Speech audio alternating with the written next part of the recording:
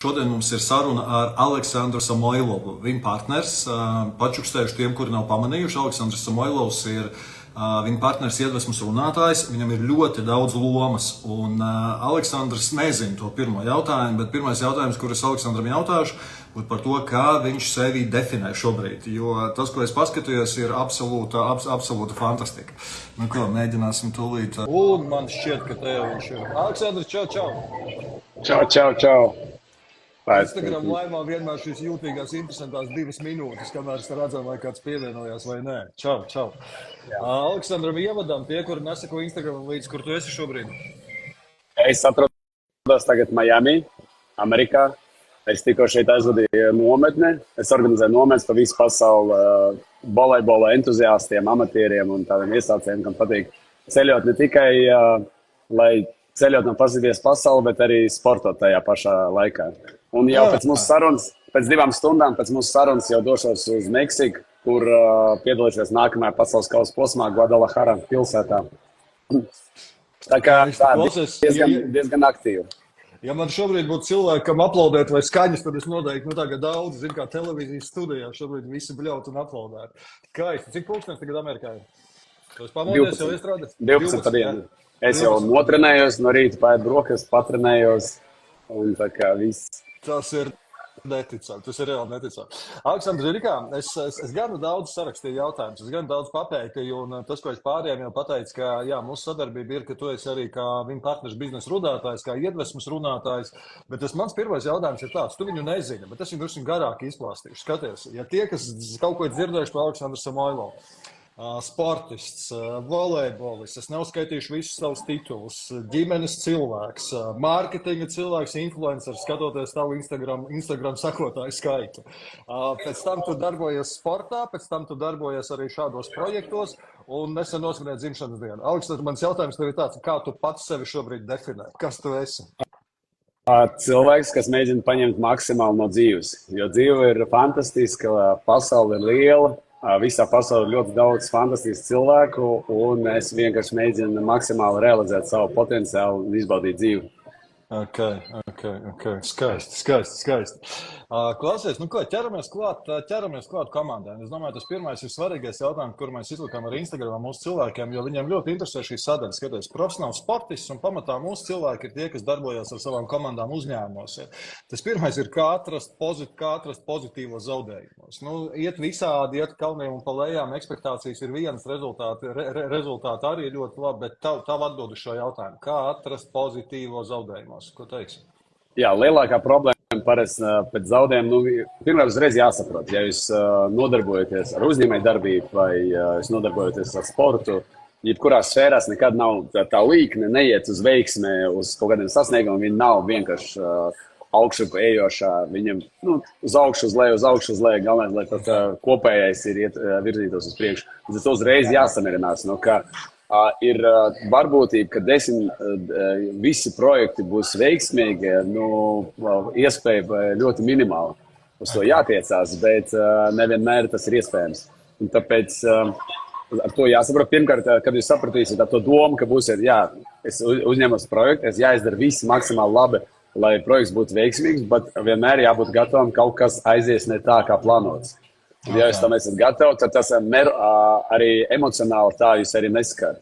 Jo jūs ejat uz spēli, jūs sapratat, kā jūs jāizdara visi maksimāli, visi jāieliek, kas bija sagatavošanas posmā ielikt smags darbs, viņi visi jāieliek iekšā, maksimāli sevi jādod spēlē, bet var sanākt tā, ka pretinieks būs vienkārši labāks un jūs varat zaudēt. Vissliktākais ir emocionāli, kad ir sajūta paliek, ka tu saproti, ka es tur bišķi nosačkoju. Tur arī es runāju par sportu, bet to pašu var pateikt, ka es arī nodarbojos ar uzņēmēju darbību. Tas pats, ja tu jūti, ka es šeit bišķi nepabeidz, nenoslīpēju to prezentāciju, varēja vēl bišķi kvalitīvāk tur iztērēt vēl tur dažas stundas. Un kad tu jūti un tu beigās neveiksmi, tad ir emocionāli daudz grūtāk, jo tu saprati, vainas sajūta ir tāda, ka tu domā, varēja jau uzlabot to visu, uztaisīt labāk, izdarīt labāk, vai to es sagatavoju, to es aizmirsu, vai to, un tieši tas sagatavošana. Un parasti arī stress rodās, kad mēs kaut ko darām, parasti arī tas stress ir, kad mēs neesam pārliecināti, ka mēs esam visi ļoti labi, perfekti sagatavojušies. Un arī Ja mēs runājam par studijām, es zinu, parasti jau studenti visvairāk streso tie, kuri nav gatavi. Tie, kas ir labi gatavi, sagatavojušies darbu, viņi mierīgi iet un prezentē savu bakalaura darbību. Viņi paši to ir uzrakstījuši, pasakījuši, zinu, viņi visi no galda. Arī sportā, ja tu ej uz spēli un tu saproti, ka tu esi izdarījis visu maksimālu mājas darbu un tu esi labi sagatavojies, tad tev tas stress ir minimālais. Okay. Klausies, ļauj man pateikt saviem vārdiem.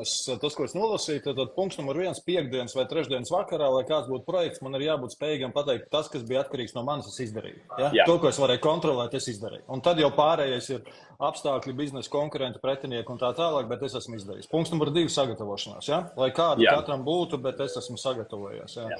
Klausies, visiem jau droši vien. Un vēl viens svarīgs punkts, kur es arī gribēju pieminēt, ir mērķu precīza definēšana.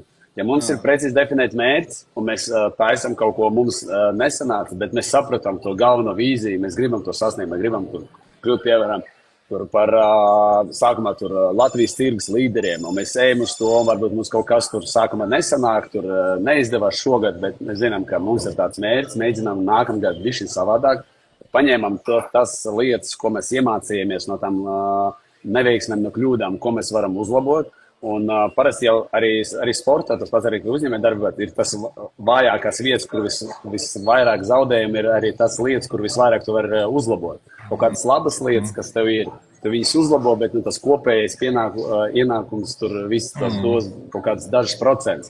Bet tas vājākās vietas, ja mēs viņus uzlabojam, tur vislabākais arī pieaugums kvalitātē var būt.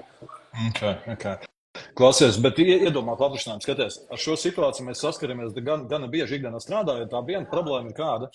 Tad, kad tu esi tādā situācijā, to ir ļoti grūti saprast. Tad, kad tu esi izzūmojies ārā, lai ir pagājis laiks, to kaut kā vēl var nolasīt. Kā tu to dari? Jo tādā brīdī ir emocijas, pareizi. Ir emocijas, ir pārinieks, gan jau kaut kādas vainošanas tur sevi vai cita vispārējais ir. Kā tādā brīdī nofiksēt un šito atcerēties, ko tu saki? Jā, tas ļoti labs piemērs mūsu komandai, jo mēs esam tikai 2. Jā. Un cilvēka dabā ir tā, ka nekad nevainot sevi. Ka, jā, es tur varbūt neizdarīju to, bet viņš jau arī varēja tur bišķi labāk uzcelt, tur bišķi ieservēt vairāk eisu vai uzlikt blokus. Un, kad tev ir komanda, es spēlēju basketbolu 10 gadus, un es zinu, ka lielā komandā tas bišķi vieglāk. Šodien tur Pēteris aizmet izšķirošo metienu garām. Tur vakar treneris nepareizo taktiku salika, tur sekšanas šodien, tur Mārtiņš aizsardzībā līderi, tur izlaida, ka viņš tur 40 punktus samet. Un tur kaut kāds mikrokonflikts vienmēr var novirzīt uz pārējiem. Un mūsu komandā, kad ir tikai 2 cilvēki, tad mikrokonflikti viņi nekur neizzūd. Un tu nevari aiziet prom, mēs tā dzīvojam kopā, trenējamies kopā, visu laiku pavadam kopā, un tas ir pludmales volejbola, un tajā pašā laikā tas nav attiecības ar vīrieti un sievieti, tomēr tas ir biznesa attiecības. Un tad pludmales volejbols vispār tāds, es domāju, ar daļslidošanu var salīdzināt, vai kur pa 2 cilvēkiem, un tāds diezgan grūts piemērs. Bet tāpēc mums ir treneri, mums ir komanda, mums ir sporta psihologi. Mums ir treneri, mums ir menedžeris, ir tie cilvēki. Pirmkārt, treneris viens ir pirmajam, kas redz no malas, tikko zaudējums, analizē, kāpēc tas sanāca, kāpēc tā viņš vērtē no malas. Un otrkārt, tad viņš bišķi izlīdzina, paņem tas neveiksmes brīžos, tad viņš paņem vairāk. Tas ir līdzīgi kā uzņēmuma. Ir vadītājs, ir projekta vadītājs un ir lielais vadītājs, kas arī skatās vairāk varbūt no malas un redz, ka ir arī tādas kompānijas kā viņa partneri, kas atnāk no malas un paskatās, ka tu vāries visu laiku tajā savā sfērā, varbūt tu kaut kādas lietas neredz. Un uzņēmums, kas nāk no malas, viņš ar to arī ar citu skatienu viņš var uz to visu apskatīties. Un mēs piemēram, kad pēc zaudējumiem es nekad neskatos savus spēles, kad es uzvaru. Un pēc kam skaties, apmēram zinu, kāpēc es uzvarēju. Bet tas spēles, kad es zaudēju, viņas ir visvērtīgākās, ir īpaši, kad smagi zaudējumi. Tad paskaties, un tu no tā visvairāk vari izvilkt. Paskaties, kāpēc tur, 3 reizes iesit bloku, tad paskaties, tur ieskrējiens, tehnika vai kā pretinieks pret tevi spēlē. Un nākamreiz tu jau daudz savādāk var spēlēt. Kad tu skaties zaudējumu spēles, pēc spēles vai tad, kad jau emocijas ir norimušas un tagad tu vari ar vēsprātu izanalizēt? Noteikti, kad jau bez emocijām. Es tāds ļoti emocionāls cilvēks, man vajag laiku, lai es atietu pēc spēles, un arī mūsu treneris ļoti labi darīja, viņi nekad netaisīja sapulci uzreiz pēc. Viens aiziet uz vienu pusi, otrs aiziet uz otru pusi, viņš nomierinās, padomā, tad atnāk atpakaļ. Man vēl ļoti palīdz fiziskā slodze. Uzreiz pēc zaudētās spēles es eju un bišķiņ atsildīšanu uztais. Es paredzu 10 minūtes paskrienu.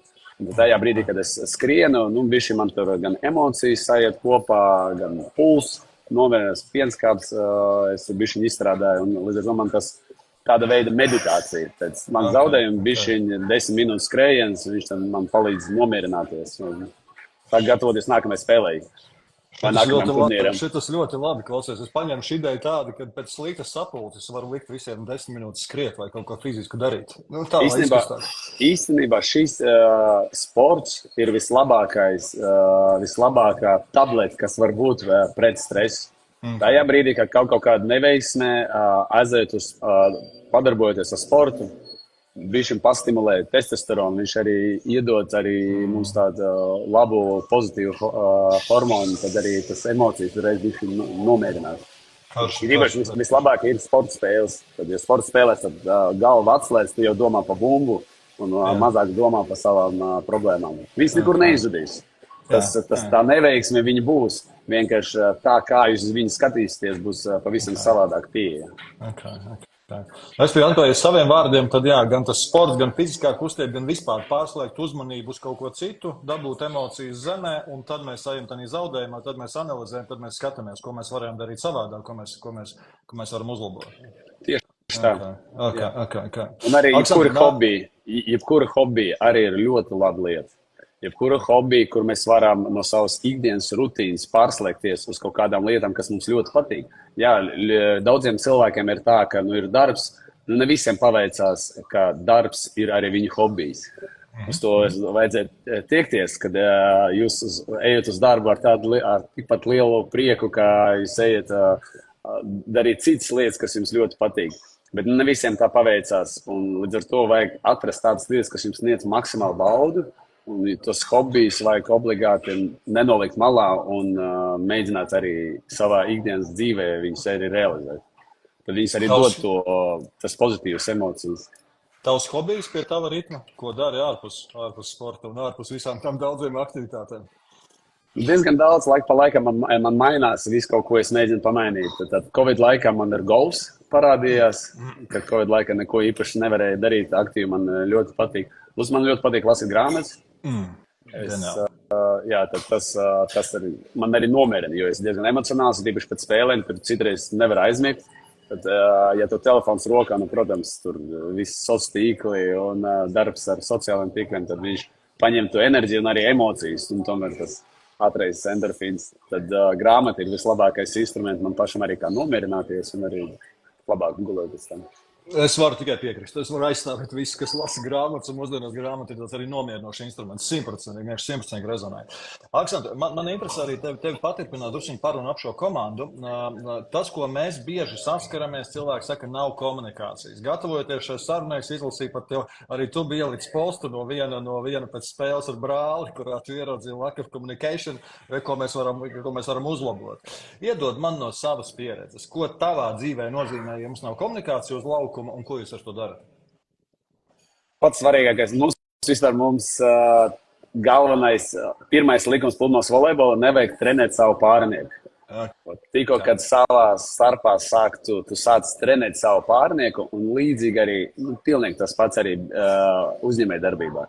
Tikko tu sāc trenēt savu kolēģi, nekas tur neveidosies. Ļoti labi. Tāpēc nevar būt trenerim savam pārniekam, un tas ir pirmais, ko jo man ar brāli bija 13 gadu starpība, un es viņam vienmēr biju treneris, es viņam vienmēr palīdzēju, jo bija profesionāls sportists, viņš tikko sāka, es viņam vienmēr tur palīdzēju, kopā treniņus tur vadīju, un man bija pārslēgties no tā, ka viņš vairāk nav mans jaunākais brālis, kuram es palīdzu kļūt par labu sportistu, bet viņš ir mans pilnvērtīgs pārnieks, kas augsts līmeņa spēlētājs un vienkārši fokusēties uz sevi. Bet tajā brīdī, kad es sāku skatīties uz viņu, ko viņš tur dara, es pazaudēju koncentrāciju uz sevi. Un līdz ar to uzreiz es nevaru maksimāli rezultātu parādīt pats uz laukumu. Līdz ar to, bet pats svarīgākais komunikācijas brīdī ir pati komunikācija. Kad mēs nerunājam ar vārdiem, nesakam to, ko mēs domājam. Un ļoti daudz visādos konfliktos Man ar Jānis Šmēdī mums bija viens no lielākiem konfliktiem, vienkārši, kad viņam kāds kaut ko pateica, viņš to savā galvā turēja, man neko neteica, un vienkārši 2 nedēļas tas viņam stāvēja galvā, un tad beidzot, kad viņš jau neizturēja, viņš vienkārši uzsprāga.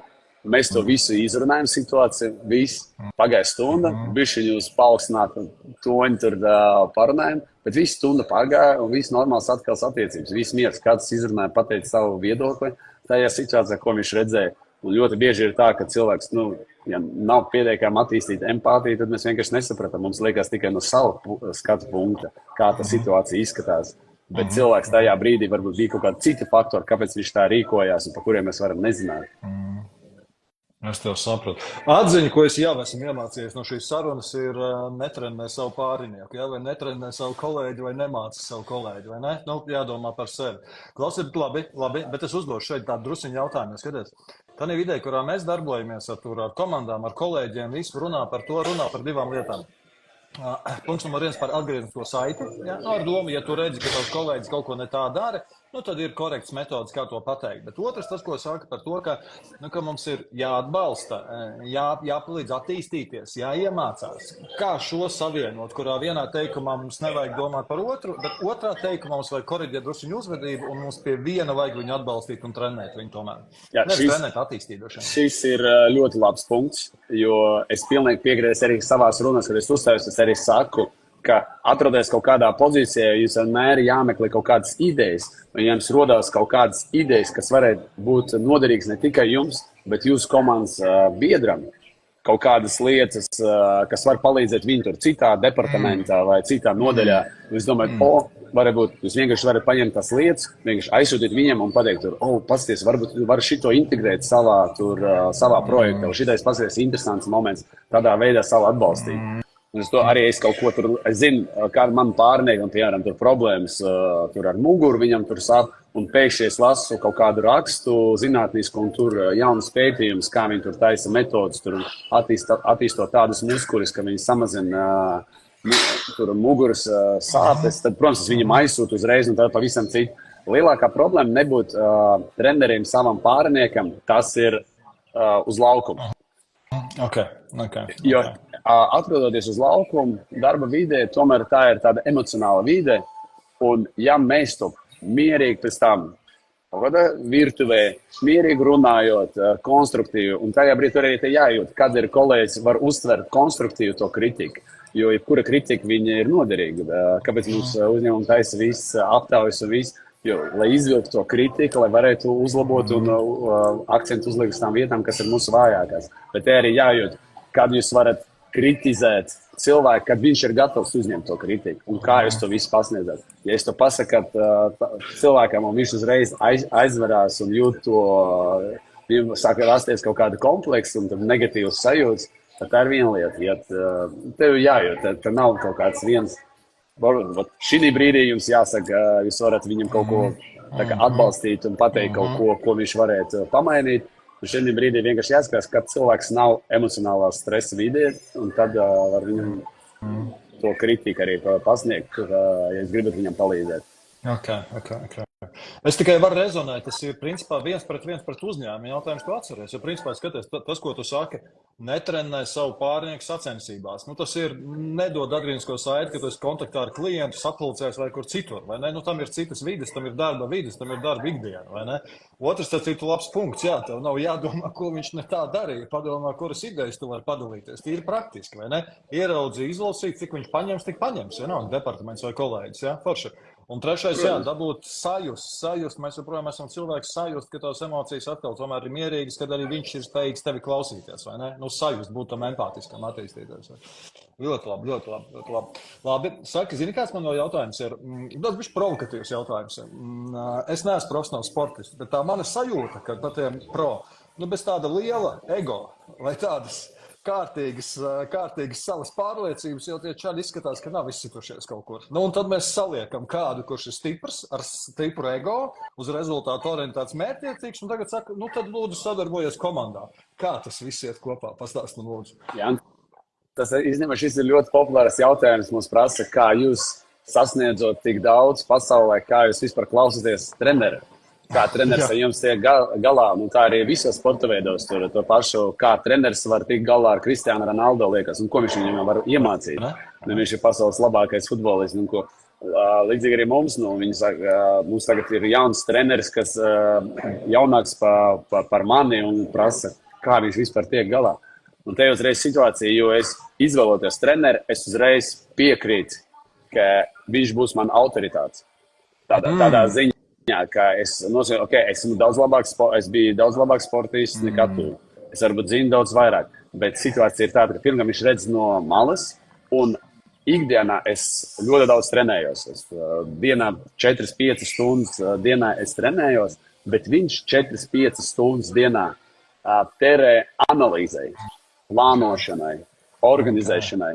Un līdz ar to es nevaru 4-5 stundas trenēties un vēl 4-5 stundas tērēt sevis analizēšanai, skatīties savus video no malas, tur visu. Līdz ar to es to funkciju es deleģēju treneriem. Ar domu, ka es sapratu, ka es piekritīšu tam, ko viņš man pateiks. Es, protams, to visu arī izanalizēšu. Kaut kādām lietām varbūt es viņam nepiekritīšu, par kādām lietām mēs diskutēsim, bet es saprotu, ka viņš ieinteresēts, lai es dabūtu to zelta medaļu, un es esmu ieinteresēts, lai es dabūtu zelta medaļu. Līdz ar to mēs esam visi kopā vienā laivā, un ja viņš man kaut ko saka, tad viņš to man saka ar vienīgo domu, lai es kļūtu par labāku spēlētāju un mēs parādītu labāku rezultātu. Skaisti.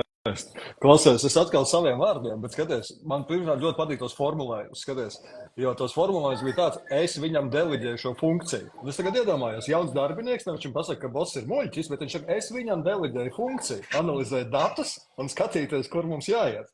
Skaisti, bet otrs arī, protams, tīri mentāli, vai ne? Kad es nodalīju, es varu koncentrēties ar to, tad es pieņemu to viņa lomu šeit. Ja? Skaidrs, ka es skatos savas intereses un ko man ir jākļūst, bet es pieņemu to savu lomu, lai kas viņš būtu, treneris, mentors vai vadītājs, vai ne? Jā, protams, ja es piekrītu, es piesakos darbam, es piekrītu darba nosacījumiem, tad automatiski es pieņemu noteikumus un spēles noteikumus šī uzņēmumā, ka es atrodos šī pozīcijā un vadītājs ir šī pozīcijā. Un ja es piekrītu šeit strādāt, tad uzreiz tev jāsaprot, ka tev jāuzticās darba vadītājam un jāpilda viņa norādījums. Ļoti labi. Pludmales volejbols ir hierarhisks? Nav hierarhisks? Ir, kurš skatās, kurš pēc reitinga, kurš pēc gadiem, kurš pēc pārliecības, kurš ir jaunais gurķis? Nav, te ir džungļi. Katrs, ja tev kaut kāda mikrotrauma, tad tur visi arī spiedīs. Ja visi kaut kā uzzinās, ka tev bija kaut kāds slikts garstāvoklis vai tu, izšķīries ar draudzeni, tad tu būsi upurs. Te viss ir, protams, ir fair play, bet fair play mums nozīmē, ja tu izgāji laukumā, tad tu esi gatavs cīnīties par 100%. Tad nebūs tā, ka tu izmežģīji potīti, tu izgāji laukumā, un tad, labi, fair play, mēs uz viņu neservēsim tad uz viņu pārnieku. Ja tu piekrīti, protams, neviens tev caur tīklu neliks cauri un nemēģinās tās potītes uzkrīt, bet tajā brīdī tev atļaus varbūt 5 minūtes ilgāk nekā atļauts sateipot to potīti, bet, ja tu izgāji laukumā, tad tu uzreiz saviem pretiniekiem pasaki, esmu gatavs cīnīties par 100%. Labs komentārs. Jo ja tādā biznesa vidē skaidrs, ka uzņēmumi dara to pašu, bet kolektīva vidē tas nav tik izteikts. Tur neviens tevi šodien nemēģinās trāpīt par tavu sāpīgo jautājumu. Ļoti labs jautājums. Labi, sakim, es vēl tāds presu jautājums tieši par komandu. Kā jaunam cilvēkam sadarboties ar pieredzējušiem? Jo tas paskaidrošu to jautājumu, jo tas, ko mēs redzam šobrīd arī, tādā vidē, kur mēs esam, ļoti mainās cilvēki. Un nāk 2000. gadā un 2005. gadā dzimuši cilvēki, un pretīm ir 80. un 70. gadā dzimuši cilvēki. Un tomēr atšķirās šīs lietas. Kas ir tavs skats vai tavs pieredzes? Kā komunicēt jaunākiem ar pieredzējušākiem? Man ir ļoti labs piemērs. Man ļoti labam draugam volejbolistam, viņam tēvs Covid laikā sāk nodarboties ar zemes audzēšanu, un viņš Covid laikā sāk mācīties no online visas modernākās tehnoloģijas, lasīt, pētīt modernas kaut kādas metodas, kā to visu darīt, un pēc 3 gadiem viņš tagad uzstājās tas agrārās konferences un stāsta cilvēkiem, kas 20-25 gadus audzēja zemes, kā vajag pareizi tagad audzēt zemes. Jo viņi saka, viņi 20 gadus audzēja, tie procesi viņi tā neattīstījies. Kaut kā cilvēki jau konservatīvi ieiet savā redzi, viņam viss apmierina. Un te ir jauns cilvēks vidē, kas piesūta paņemt to visu labāko, modernāko ar ļoti lielu vēlmi mācīties un eksperimentēt. Viņš vienkārši pa 3 gadiem ir tādu soli uz priekšu, ka vienkārši visiem pa priekšu aizgāja par līderu kļuvu tajā sfērā. Un tāpēc arī šis arī tāds piemērs, ka ļoti svarīgi, mūsdienās vecuma starpība neliecina par kompetences atšķirību. Jo ļoti daudz jaunieji, viņi jau nāk, jau jauni, aktīvi, jo tās informācija ir pieejama visiem, jebkāda. Un mēs varam arī tas kaut kādas apmācības kursi un visi pētnieciskie materiāli un kaut ko mēs varam smelties no visas pasaules, pateicoties visām tehnoloģijām. Un ar to tas jauns dalībnieks, kurš ir ļoti aktīvs, kurš meklē, pēta, lasa, analizē, un viņš jau 25 gados viņš būtu daudz labāks darbinieks nekā tas, kas tur jau 20 gadus sēž tajā uzņēmumā un sevi neattīst. Kā pateica Warren Buffets, ja tu mūsdienās stāv uz vietas, tad tu automatiski jau atpaliec. Jo tā dzīve iet uz priekšu ar visām jaunām tehnoloģijām. Ja tu mūsdienās jau tagad uzņēmē darbībā nemēģini atrast iespēju integrēt mākslīgo intelektu savā uzņēmumā, un paies daži gadi, noteikti tu atpaliks no saviem konkurentiem, kas to mākslīgo intelektu tagad mēģina integrēt iekšā. Un, ja tu domā, kā taču 20 gadus normāli strādājam, priekš kā man tas tagad ir vajadzīgs. Bet var pienākt brīdis, līdzīgi kā bija ar lieliem uzņēmumiem un tie pašiem BlackBerry, kad es nesen skatījos filmu, ļoti interesanti. Liekas, viss, tu esi tirgus līderis, viena jauna tehnoloģija un vairāk neesi pieprasījis tirgu. Respektīvi, drusciņ jāizmirst par savu dzimumu un vecumu un jābūt dzīvam un jāiet uz priekšu, vai ne? Neatkarīgi no tā, vai tagad ir cilvēkam 18 vai tagad cilvēkam ir 60 gadi. Ļoti labi. Labi. Zini, kas nākamais jautājums ir, skaties? Komandas formēšana. Tagad mēs komplektējam komandu. Ja? Skaidrs, jūs ejat noteiktam mērķim un skaidrs arī tavas ģimenes saites un treneris un tagad brālis. Bet ja bišķiņi abstrakējamies no šī jautājuma, skaties, mūsu klienti un uzņēmumi arī ļoti dažādi. Ir, kas iet pēc ļoti apzināta algoritma. Šis testē cilvēku stiprās vājās puses, ir testi, ir pārunas, ir novērtēšanas, un tad apzināti saliek tur tos cilvēkus, tās komandas. Citi joprojām šķietami dara līdzīgi, bet tas galvenais vadmotīvs viņam ir sajūtas. Viņš jūt, ir mūsējais vai nav, izdarījis vai neizdarījis. Tava pieeja, cik jūs lietojat kaut kādu algoritmu, ka tas viss jānokomplektē, un cik tās ir iekšējas sajūtas un pieredze, kas ir jau pārvērsies tādā? Noteikti tas ir viens no svarīgiem punktiem, lai mūsu kolēģi ir ar mums uz viena viļņa, lai viņi jūt to lai viņam tas vērtības ir līdzīgas mūsu vērtībām, lai mēs ietu kaut ko sasniegt, mēs ejam kopā, lai nesanāk, ka mēs ejam uz priekšā, viņi domā, nē, mēs to pa labu, mēs būtu tā labāk, lai mēs kopā tā vīzija būtu vienāda. Un, protams, volejbolā, protams, ir ļoti svarīgi, ka mēs runājam kaut kādu arī tehniskais izpildījums, cik labs ir spēlētājs, bet tajā pašā laikā, kad mēs 2013. gadā apvienojamies ar Jāni Šmēdiņu, tad ļoti daudz pludmales volejbolā eksperti teica, tur nekas nebūs. Viņi atsevišķi ir ļoti labi spēlētāji, bet viņi ir pilnīgi atšķirīgi cilvēki pēc sava temperamenta, un viens ir no kuldīgs, viens ir kuram dzimta valoda ir krievu, tad viņi tagad arī uz tās bāzes tur nevarēs zināt. Mums vispār mēs ar Jānu nospēlējam 11 gadus, mums nekāds konflikts nebija, nevienreiz nebija konflikts ar to, ka viņš ir no Kurzemes, man ir dzimtā valoda krievu uz tās bāzes kaut kādas. Un arī pēc iekšā es ekstraverts, viņš ir introverts, bet tajā mēs viens otru tieši papildinājām. Kaut kur es biju pārāk emocionāls, viņš mani tā kā bišķiņ piezvanīja, un mēs varbūt ap savu emocijām, kad vajadzēja, viņi bišķiņ vairāk uzkurinātu, un es tur iet. Un Jā, tāpēc ir svarīgākais punkts, ka mēs esam ar saviem kolēģiem uz viena viļņa, un tad mums arī būs veiksmīga sadarbība. Okay. Forši. Nu, es atkal tas, ko es sadzirdēju, ka jā, nu skaidrs, ka bāzes lietas, ja ir tehniskās lietas, sasnieguma lietas, ir kaut kāds tur ātruma vai tehniski kompensēšanas to viens otram, bet pamatā arī tomēr es sadzirdēju arī, ka tās vērtības un sajūta arī super būtiski ir, vai ne? Nu, Tā ir jāsaprot, nu, protams, primārais ir kompetence.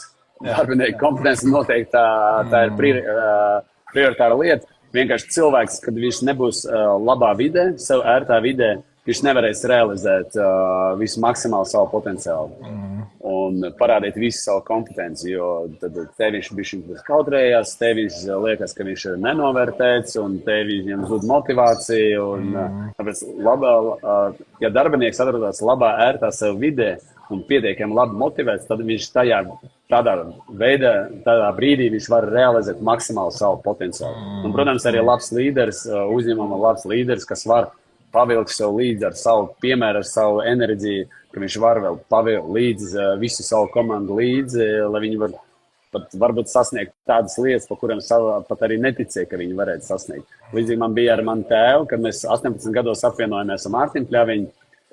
Mans tēvs teica, nu, pēc 5 gadiem jātiek uz Pekinas Olimpiskajām spēlēm. Līdz tam brīdim neviena komanda no Latvijas nekad nevarēja pat pamatturnīrā tikt, kur vēl bija tikt uz Olimpiādu. Un tad Mārtiņš Pļaviņš atnāca uz savu zāles komandu, kur viņš spēlēja par libero, un teica, Samuēlovs vecākais teica, ka mums jātiek uz Olimpiādu. Viņš saka, visi komanda sāk smieties. Ko es tur izdomāju? Kā? Un mēs vienkārši klausījāmies, ticējām manam tēvam, ka viņš uzlika to tādu mērķi. Mēs turpinājām strādāt, smagi strādāt, neskatoties uz viņu smago raksturu. Un pēc 5 gadiem mēs bijām jaunākais pāris Lundas valodo vēsturē, kas tika uz Olimpiādu. Okay. Klausies, nezinu, cik tu zini, vai kā tu domā, kā tavs tēvs noturēja pārliecību, kad viņš jūta, ka puikas netiks? Jo viņam jau arī vajadzēja rādīt, ka jūs tiksiet. Es domāju, ka viņš neticēja, ka mēs varam netikt. Ja mēs netiktu, es domāju, ka bija tāda situācija, ka mēs pagājuši uz Tokijas Olimpiskā spēle mums pietrūka 60 punkti. Pa vienu uzvarēto spēli dot 80 reitingu punktus. Pa pusotru gadu mums vajadzēja vienu vairāk spēli vinēt. Un es biju pārliecināts līdz pēdējiem brīdiem. Un, kad mēs netikām uz Olimpiādu, es vienkārši vakarā sēdēju, domāju, nu nevar būt, ka mēs netikām. Es neticu, ka kaut kāda kļūda matricā, ka nevar būt. Es vienkārši līdz pēdējiem ticēju, un pēc tam es nevarēju noticēt, ka mans mērķis netika sasniegts. Es domāju, manam tēvam bija līdzīgi, ka viņš līdz pēdējiem ticēja, un ja mēs netiktu, tad tajā brīdī būtu tāda izbrīna, kā tā varēja būt, kā mēs varējām netikt. Šī ir laba doma, jo mēs mēs diezgan teorētiski ar vadītājiem runājam to ik pa brīdim, bet es nezinu, cik daudz to cilvēku izdara. Bet tā viena no hipotēze ir, ka, lai ietu tālāk, tev jāpārdod ideja sev. Ja? Lai tēvs komunicētu, pārliecinātu ar jūs, un jūs būtu stabili arī, ka citi džeki smējās. Tev jau pašam arī līdz tam punktam ir jānonāk. Ja? Citreiz tas atnāk ļoti dabīgi, bet citreiz tev viņš jānostiprina, vai ne, kad es esmu stiprs. Ja? Forši. Zini, kāds vēl jautājums ir? Jautājums ir tāds, esi domājis vispār kaut kādus tādus savus pamatprincipus? Tu fantastiski daudz sasniedz. Es pat paskatījos, es biju pamanījis, ka tu pat to basīšu spēli biji uzspēlējis. Kā tev gājas uz basīšu spēlē? Iemetu. Debitēju profesionālā līgā. Mērķis bija iemest punkts. Es to arī sasniedzu. Kā tu jūties, klausies tur? Fantastiski. Es pēc tam atnācu mājās, man sieva, diemžēl, nevarēja tikt, bērns saslim. Un es atnācu mājās jau 4 stundas pēc spēles, es tur vienkārši man nāca tādas emocijas ieties, tā kā bērns tas skrien. Kad es man būtu tāda iespēja uzspēlēt arēnā Rīga, un tur visi draugi, radinieki atnāca, un pēc tam basketbols man ļoti patīk. Basketbols man vienmēr bija sirdī, es 10 gadus pabeidzu basketbola skolu Rīga, 10 gadus spēlēju, sekoju līdzi, gan izlasēju, gan mūsu spēlētājiem NBA, un man tiešām ļoti patīk basketbols, tā otra mīla. Un es spēju to realizēt, un pats svarīgais arī tas, ka neviens neticēja, ka es tiešām iešu laukumā, un tas bija arī tāds labs izaicinājums. Man vispār patīk izaicinājumi, jo vairāk cilvēki saka, ka tas nav iespējams, to nevar izdarīt, tev tas nesanāks, jo vairāk man arī arī patīk tādi izaicinājumi. To mēs ņemsim vērā sadarbībā ar tevi. Šito es mēģināšu kaut kur piefiksēt. Dalīšos ar savu komandu. Aleksandr, ir kāds jautājums, ko es tev neesmu pajautājis, ko tu noteikti gribēji izstāstīt pats par komandu vai par savu sajūtu vispār? Jo tas viens no topikiem bija, kā miedarboties ar to komandu. Varbūt ir kaut kas foršs, ko es pēc tev neesmu pajautājis. Jā, pirmkārt, viena no svarīgākām lietām es gribēju pateikt par resursiem. Cik svarīgi izmantot uzņēmumā visus resursus, finansiāliem resursiem un viens no svarīgākajiem, protams, cilvēku resursi. Un, ja jūs sadarbojaties, jūsu komandā ir labs speciālists, kas tad mēģiniet no viņa maksimāli dabūt. Arī tas kaut kādas lietas, informācijas, zināšana, kas var pēc tam jums noderēt. Un vēl viena lieta ir vienmēr būt atvērtam idejām. Jo idejas lielam kaut ko lielu, mūsdienās kaut ko lielu, tiešām tāds globāli var sasniegt vai no ar ļoti lielu risku, vai ar pakāpenisku izaugsmi, ilglaicīgu gadiem pakāpenisku izaugsmi, vai ar inovatīvu ideju. Un inovatīva ideja ir tas, kas var iedot baigo boostu jebkuram uzņēmumam, jebkurā sfērā. Piemēram, mēs, kad ar Jāni Šmēriņu apvienojamies, mums reiz tēvs man teica, ka mums pilnīgi jāsamaina spēles stils. Mums jāsāk spēlēt nevis ar 3 pieskariem, bet ar 2 pieskariem. Kad mēs pēc uzņemšanas, mēs uzreiz ceras uzņemšanas, uzreiz iet uzbrukums, lai nav bloks pretī. Un mēs pamainījām inovatīvu spēles izspēli. Mēs sākam ar pirmie pasaules posmos spēlētā, un mēs uzreiz kļuvām par pirmiem pasaules reitingā. Jo vienkārši pretinieki nebija gatavi tādam stilam, kā mēs sākam spēlēt, neviens tā nekad nespēlēja. Un uz izbrīnu pirmo sezonu visu paņēmām un 8 medaļas pirmajā sezonā. Un man bija ļoti arī tāda labs piemērs situācija. Es nekad, jo man garāk mati, es nekad nevarēju spēlēt ar cepuru. Man tā cepura visu laiku krita, vai arī man bija vajadzēja viņu jāsasien tā, ka tur smadzenes liekas saspiežās. Un tajā brīdī, bet mums pieri ir dārgākā vieta priekš reklāmas izvietošanai. Nekad nebūs, ka tu spēlē un tev sponsori, tev, ja viņi uz pleca vai uz šortiem, varbūt bilde vai tūplāns, ka tev nav šorti, vai tev nevar redzēt bilde, nevar redzēt plecu, bet neviena nebūs bilde, kur tev nebūs seja. Nekad nebūs tur ķermenis uz leju un nav seja. Seja vienmēr būs katrā bildē. Piedod, es vienkārši nevaru nepasmaidīt, kā dārgākais kustamais īpašums ir pieri, to es nebiju dzirdējis. Šis ir absolūti visais cilvēks. Teiksim galva, tur no visām pusēm, galva. Un kad es domāju, un es domāju, kā lai to realizētu. Un vienu dienu es vienkārši sēžu un skatos Rambo filmu ar Stallone, un tur ir moments, kur viņš uzliek apsejas sasiem pirms cīņas. Un es domāju, ģeniāla ideja. Un es sāku spēlēt ar to bandānu. Pirmkārt, man izveidojis unikāls imidžs, jo neviens no plūnos valodos nav spēlējis ar bandānu tajā laikā pasaules kausa posmos. Un otrkārt, man bija ļoti laba vieta logotipu izvietošanai, un vienkārši tādā veidā man arī atpazīstams imidžs. Un tagad kurš sportists, kas uzliek bandānu, viņi saka, tā kā Samuēlos uzliek. Un tas līdz ar to, tas idejas, viņas ir ļoti svarīgi. Un viņas var nākt no jebkurām sfērām. Jūs lasat grāmatas par kaut kādu ceļojumiem. Un tas tur, ja jūs vienmēr esat atvērti un gatavi tam idejām, jo vienmēr jūs varat kaut ko projicēt uz to, kā jūs varu integrēt to savā biznesā. Es regulāri smeros kaut kādas jaunas idejas no filmām, no grāmatām, kuras es varu izmantot pēc tam savu nometnes organizēšanā, ko mēs varam izdarīt priekš mūsu klientiem kaut ko labu. Piemēram, ja es izējētu uz ielas, un ja es jums pajautāšu, šodien braucot uz darbu, cik sarkanās mašīnas jūs redzējat uz ielas? Visticamāk, jūs man nepateiksiet. Jā, tā.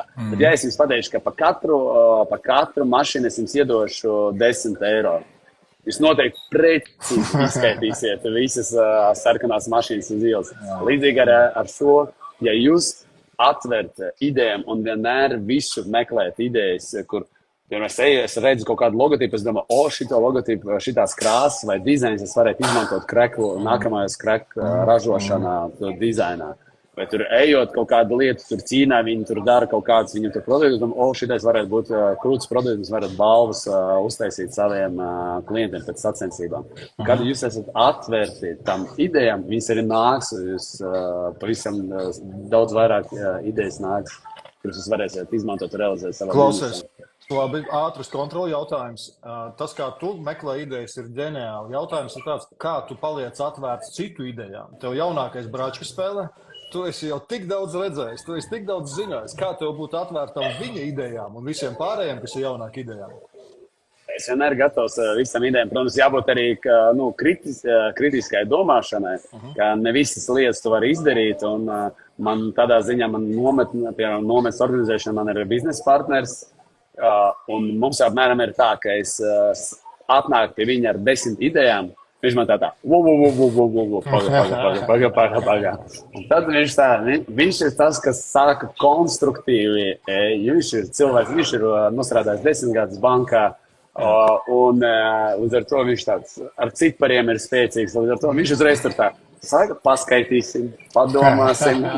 Viņš no tām 10 idejām, tad viņš atstāja kaut kādas 2, es viņam izpirdu, nedavai vēl to 3, un tad mēs sākam viņas realizēt tā. Un, protams, Jā, un galvenais, protams, ka arī tu redzi priekš sevis to mehānismu, vai ne? Jo citi cilvēki jau apstājās nes tās idejas, bet ja tu redzi, ka viņš ir tavs pārinieks, lai izkristalizētu racionālās idejas ģeniāli, vai ne? Komanda strādā, ja? Arī tanī mirklī tev ir pārinieks. Jā, un vēl viena ļoti svarīga lieta, ko es nepateicu, visām idejām jābūt pierakstītām uz papīra. Ja ideja netiek pierakstīta uz papīra, viņa nekad netiks realizēta. Okay. Un ļoti bieži kaut kādas idejas un plāni, tur mums atnāk 11. vakarā, kad mēs jau gandrīz aizmigām.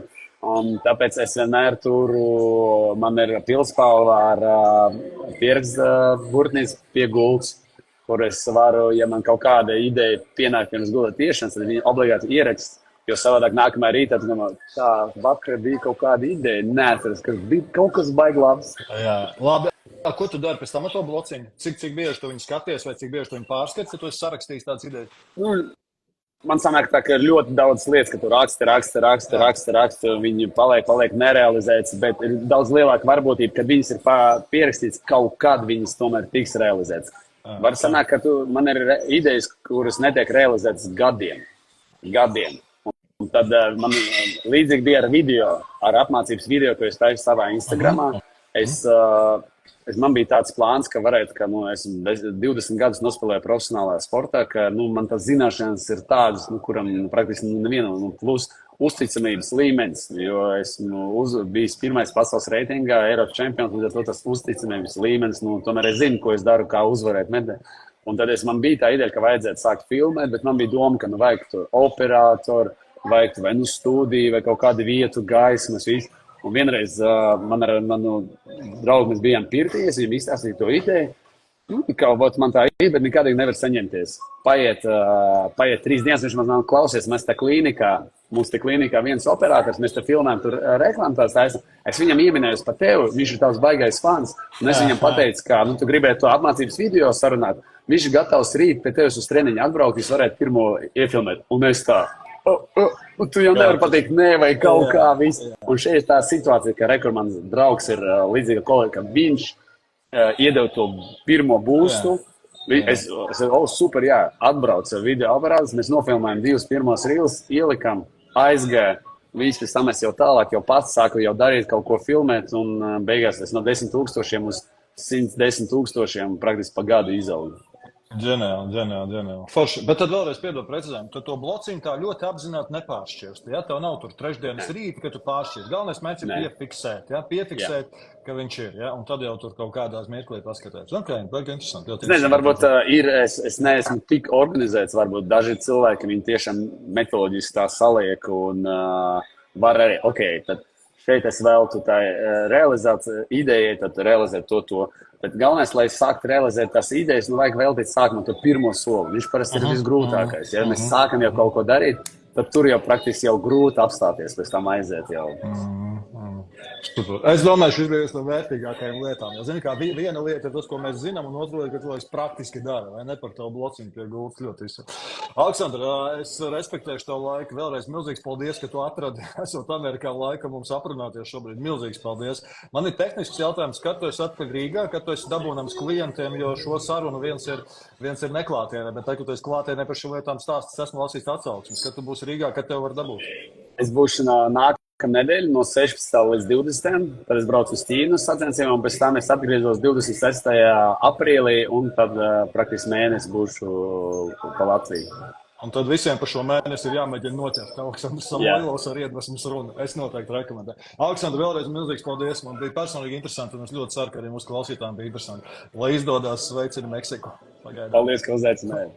Čau, čau. Visu labi. Čau. Tā.